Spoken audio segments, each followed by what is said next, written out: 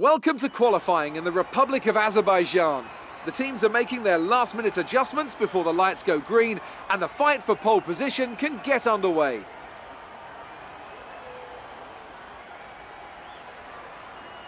It always looked like the kind of track that asks an awful lot of the rear tyres, such as the frequency of low-speed exits. Lots of low-speed exits means the rears are in for a lot of punishment. It's all too easy to spin them up coming out of a corner too aggressively. It might look great for us as spectators, as we love to see a car driven beyond its limits, but it's not going to result in a great long-run pace.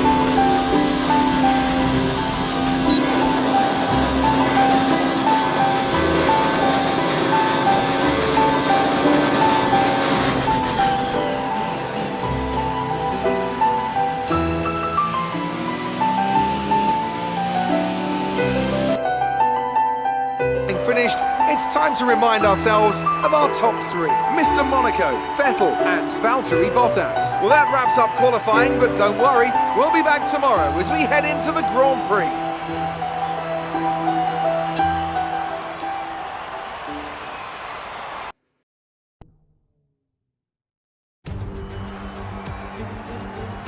Good afternoon and welcome to Baku. This was the arena, if you think back to 2017, of one of the most eventful races of modern history, with controversy behind the safety car, last-second overtakes and a historic podium for Williams and for Lance Stroll. So let's find out what lies in store for us this year. It's time for the Azerbaijan Grand Prix. The Baku city circuit measures roughly 6 kilometers and is made up of 20 corners and 2 DRS zones. The circuit winds around the narrow city, through the old town, and even brushes against the city's medieval walls.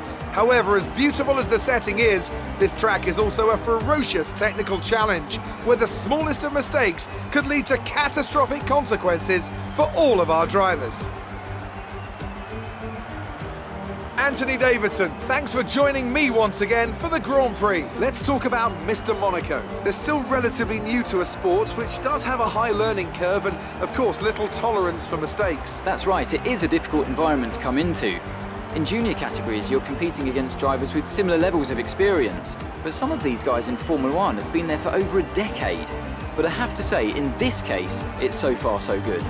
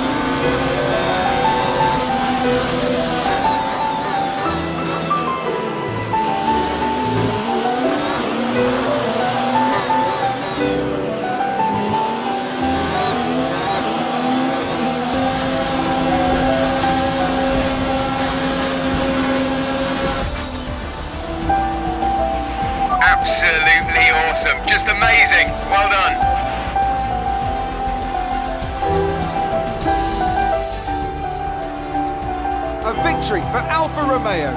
The team will certainly be celebrating tonight. What do you think it was, Ant, that gave them the edge over the competition today? Well, I know it's a bit of a boring answer, but the truth is they simply had the best speed package on the day, and a driver who knows how to take advantage of that. It doesn't matter how much time you spend poring over the stats and planning strategies if you can't keep the pace, and our winner today showed they could do both. Alfa Romeo racing in the #1 spot on the podium today. A thrilling race and an excellent result for this team, who've never stopped fighting for that top step.